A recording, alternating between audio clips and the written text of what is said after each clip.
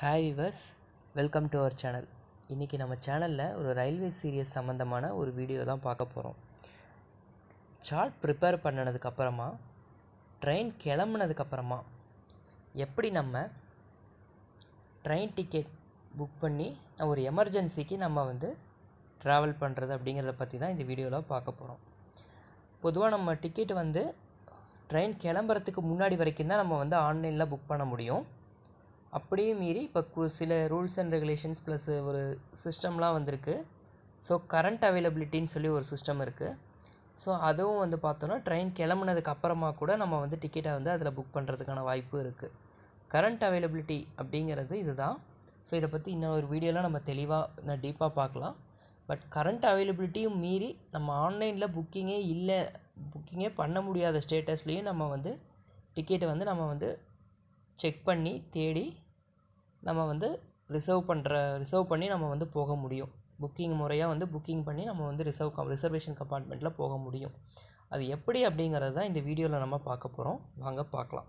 So இதில் நம்ம நார்மலாக புக் பண்ணுற அதே டைப் தான். பிளான் மை ஜர்னி போயிட்டிங்கன்னா இதில் எந்த ஸ்டேஷன் நான் சேலம் டு சென்னை கொடுத்துருக்கேன். சென்னை சென்ட்ரல்.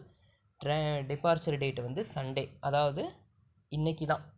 மணி இப்போ 1:50 ஆகுது விடிய காத்தால்.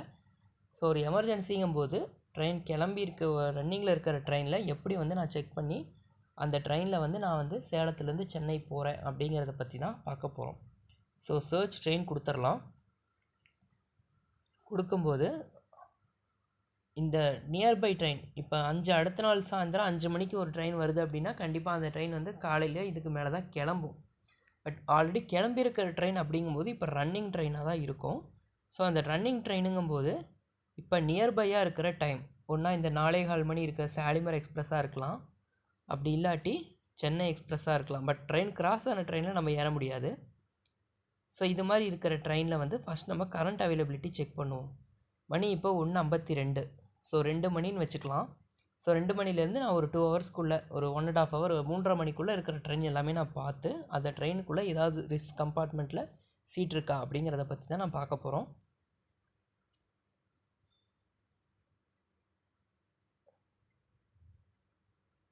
ஸோ இதில் 2:40 இருக்குது. 2:40க்கு ஒரு ட்ரெயின் இருக்குது, மங்களூரு டு மெட்ராஸ். ஸோ இது 12686 இந்த ட்ரெயின் நம்பரை நோட் பண்ணி வச்சுக்கிட்டு இந்த ட்ரெயினில் ஃபஸ்ட்டு கரண்ட் அவைலபிலிட்டி இருக்கான்னு நான் செக் பண்ணுறேன். கரண்ட் அவைலபிலிட்டி சிட்டிங்லேயும் இல்லை, அதே போல் ஸ்லீப்பர்லேயும் இல்லை. மேக்ஸிமம் ஸ்லீப்பர் வரைக்கும் அலவுடு எனக்கு. ஸோ ஸ்லீப்பர் வரைக்கும் நான் இருக்கான்னு பார்க்குறேன். ஸோ இல்லை. ஸோ 12686 ட்ரெயின் நம்பரை நான் நோட் பண்ணிக்கிறேன்.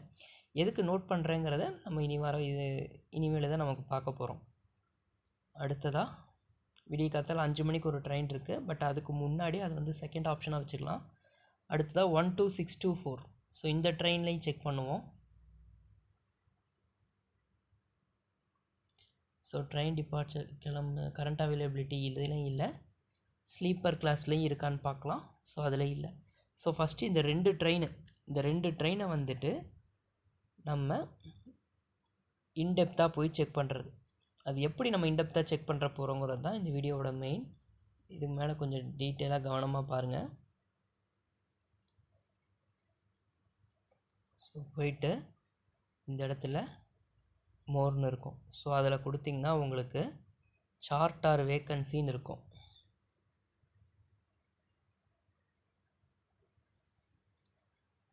இதில் நான் நோட் பண்ண சொன்னேன் இல்லையா, அந்த நம்பர் 12686 இது போடும்போது மங்களூர் டு மெட்ராஸ் சென்னை சென்ட்ரல் அது வரும். ஸோ அதில் போர்டிங் ஸ்டேஷன் நம்ம எங்கே இருந்து கிளம்ப போகிறோமோ அந்த ஸ்டேஷனோட நம்பர் போட்டுக்கோங்க, ஊர் பேர் போட்டுக்கோங்க.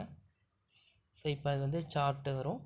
இதில் என்ன அப்படின்னா சிலர் ட்ரெயினை லாஸ்ட் மினிட்டில் தவற விடுவாங்க. ஸோ டிடிஆர் அதெல்லாம் செக் பண்ணும்போது சிலது டிக்கெட்ஸ் கடைசியில் கொஞ்சம் அவைலபிள் இருக்கும்.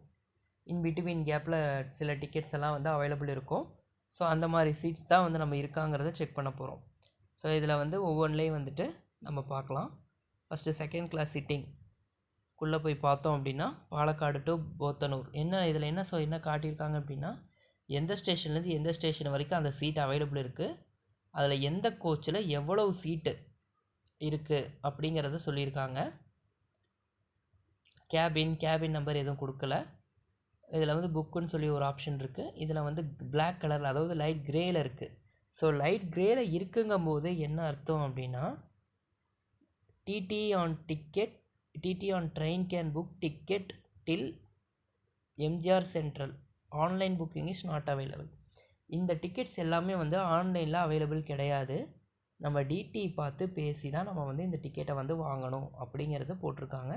சென்னை சென்ட்ரல் வரைக்கும் இந்த சீட்டு யாருமே வரலைனாலும் கூட சென்னை சென்ட்ரல் வரைக்கும், அதாவது சேலத்தில் இல்லாட்டியும் கூட காட்பாடியில் இல்லை ஜோலார்பேட்டில் இல்லை அரக்கோணத்தில் ஏறி கூட சென்னை சென்ட்ரல் வரைக்கும் இந்த சீட்டை வந்து புக் பண்ணுறதுக்கு டிடிஇக்கு ரைட்ஸ் இருக்குது. ஆனால் ஆன்லைன் புக்கிங்லாம் யாரும் பண்ண முடியாதுங்கிறத சொல்கிறாங்க. ஸோ இந்த கான்செப்ட் தான் இது. நமக்கு தேவையான சேலத்திலிருந்து சென்னை போகிறதுக்கு ட்ரெயின் இருக்காங்கிறத நம்ம இதில் பார்க்கலாம். கீழே வந்து இதில் ரோ பேஜ்னு கொடுத்துருக்காங்க. ஸோ இதை நம்ம கிளிக் பண்ணி 10 பேஜ் இருக்கிறத நம்ம 50 கொடுத்துக்கலாம். ஸோ 50 கொடுக்கும்போது நமக்கு இதை வந்து கொஞ்சம் ஆர்டர் இல்லாமல் இருக்குது. இதை ஆர்டராக நம்ம பண்ணிட்டோன்னா நம்ம பார்க்குறதுக்கு ஈஸி. ஸோ அதுக்கு மேலே இருக்கிற இந்த ஃப்ரம் ஸ்டேஷனுங்கிறத கிளிக் பண்ணிங்கனாலே ஆர்டர் ஆகிடும். அதே போல் 2 station Podanur to Erode. So இது மாதிரி வந்து உங்களுக்கு ஆர்டர் வைஸாக ஆகிடுச்சா. இப்போ உங்களுக்கு சேலத்திலேருந்து உங்களுக்கு ஜோலார்பேட்டை வரைக்கும் தான் வந்து சீட்டு வந்து இருக்குதுன்னு சொல்லியிருக்காங்க. எந்த கம்பார்ட்மெண்ட்டில் D2ல் 83ல் 80 சீட்ஸ், 83 சீட்ஸ் ஐசல் சீட்ஸ் இருக்குது. ஸோ இந்த மாதிரி கொடுத்துருக்காங்க.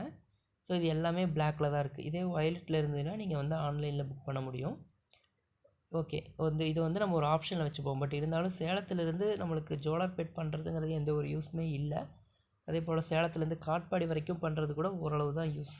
இதை ஒரு ஆப்ஷனில் வச்சுப்போம். பட் இருந்தாலும் நமக்குன்னு இன்னொரு ட்ரெயின் இருக்குது, நம்ம அதையும் செக் பண்ணுவோம்.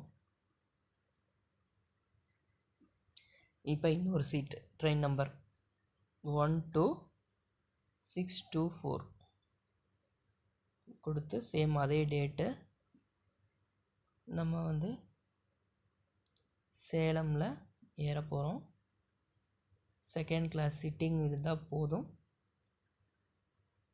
ஓகே, ஸோ இப்போ நம்ம ஆர்டர் பண்ணிக்கலாம். ஸோ எர்ணாகுளம் டு அலுவா இது மாதிரி கொடுத்துருக்காங்க.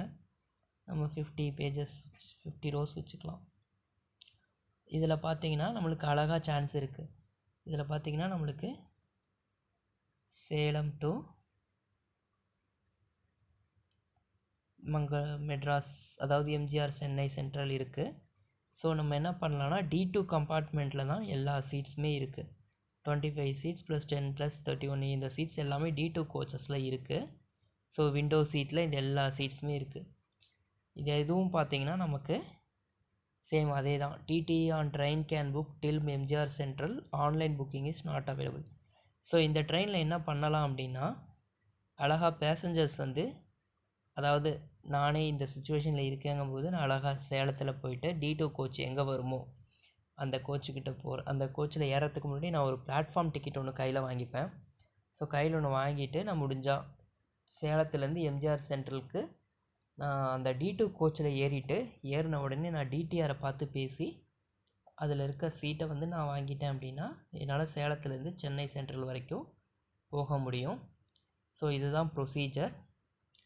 ஸோ உங்களுக்கு நான் இந்த கான்செப்ட் என்னங்கிறத நான் சொல்ல வரேங்கிறது உங்களுக்கு புரிஞ்சிருக்கும். ஸோ ஆன்லைனில் தான் நம்ம டிக்கெட் புக் பண்ணணும்னு இல்லை.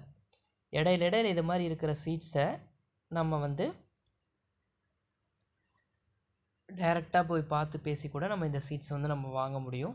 ஸோ இதுதான் வந்து ஒரு ரயில்வேவோட one of the system and அட்வான்டேஜ்னு கூட சொல்லலாம். ஆக இந்த மாதிரி இருக்க சான்ஸை நீங்கள் யூஸ் பண்ணிக்கோங்க. ஸோ இது மாதிரி வெயிட்டிங் லிஸ்ட் பேசஞ்சர்ஸாக இருந்தாலும் சரி, உங்கள்கிட்ட வெயிட்டிங் லிஸ்ட் டிக்கெட் இருக்குது அப்படிங்கும்போது நீங்கள் அழகாக இந்த கோச்சில் ஏறிக்கலாம். நீங்கள் வந்து உங்கள்கிட்ட செகண்ட் கிளாஸ் சீட்டு வெயிட்டிங் லிஸ்ட்டில் இருந்ததுன்னா நீங்கள் அழகாக இந்த கோச்சில் ஏறிட்டு கூட நீங்கள் டிடிஆரை பார்த்து இது மாதிரி என்னோடய வெயிட்டிங் லிஸ்ட்டில் இருக்குது, எனக்கு இதில் மாற்றி கொடுங்க அப்படின்னா அழகாக மாற்றி தருவாங்க. இப்படி ஒரு சிஸ்டம் இருக்குங்கிறத நீங்கள் தெரிஞ்சுக்கோங்க. அதே போல் நீங்கள் வந்து ஜென்ரல் கம்பார்ட்மெண்ட்டில் ட்ராவல் பண்ணுறத விட இந்த மாதிரி கம்பார்ட்மெண்ட்டில் ஏறிட்டு இருக்கிற சீட்ஸ் ஃப்ரீயாக போகுது. பட் எதுக்காக ஜென்ரலில் வந்து எல்லாருமே நெருக்கி போகணும்? ஸோ இந்த சிஸ்டம் இருக்குங்கிறத நீங்கள் தெரிஞ்சுக்கிட்டு நீங்கள் அழகாக சிஸ்டமேட்டிக்காக நீங்கள் பிளான் பண்ணிங்கன்னா உங்களுடைய பயணத்தை வந்து நீங்களே வந்து நீங்கள் வந்து மாற்றிக்க முடியும். ஸோ இந்த வீடியோவை நிறைய பேர்த்துக்கு ஷேர் பண்ணுங்கள், சப்ஸ்கிரைப் பண்ணுங்கள், பிடிச்சிருந்தெல்லாம் லைக் பண்ணுங்கள். கண்டிப்பாக நம்ம சேனலை சப்ஸ்கிரைப் பண்ணுவீங்கன்னு நான் நம்புகிறேன். நன்றி, வணக்கம்.